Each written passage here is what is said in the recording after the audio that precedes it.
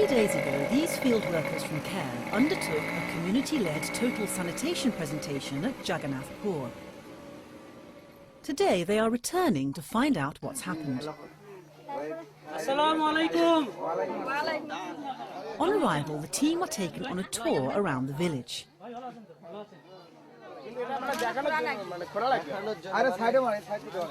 They are told there are already 15 toilets either completed or under construction. You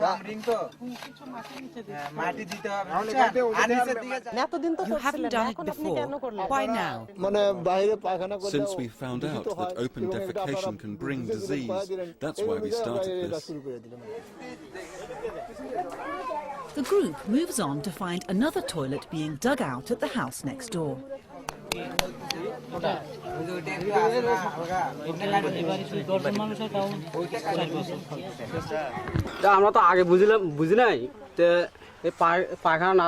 didn't realize before that open defecation can cause a lot of diseases, like diarrhea and cholera. That's why we're doing this now. After that meeting, we were feeling really interested, really good about this.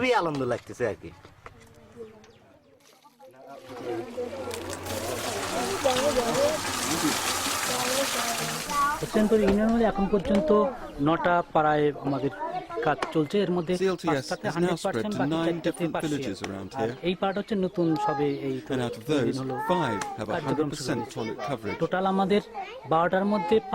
the other 4, partial work's been done.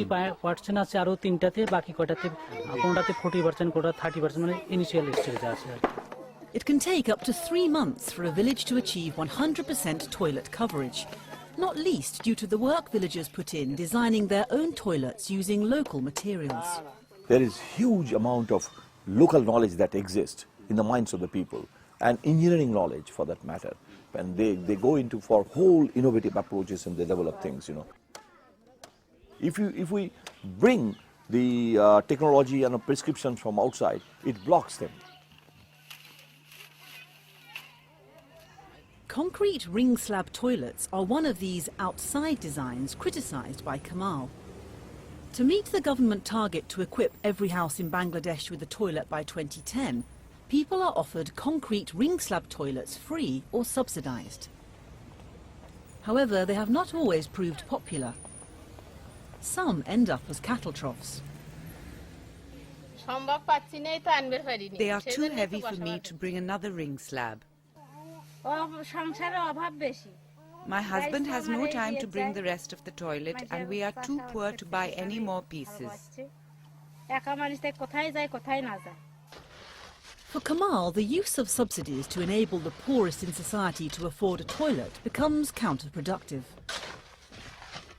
The assumption in the past, in our approach, was that people are poor, help them. The philanthropic approach, donate and contribute, help them to get out of this situation. Our intention might be very, very good, but does it fit with the situation, with the well-being and the economic status of the person for whom we are giving it, If you suddenly bring them from zero to a level, which is a proper toilet and maybe with a water seal and all kind of things, they may not be able to use it. Professor Rahman is one of the government's chief advisors. I think the question of subsidy is a very important one and is of course a very debatable one. Some are for it, some are against it. But the realistic situation is the economic condition of the country is in such a position that you need to support at least 20–30% of the people to get the basic facilities. Is supporting the bottom 30% of the people through subsidised toilets such as ring slabs the right way to go? Saidur Rahman Sarkar heads a local government union. He believes the subsidised ring slabs can work, but only when combined with CLTS.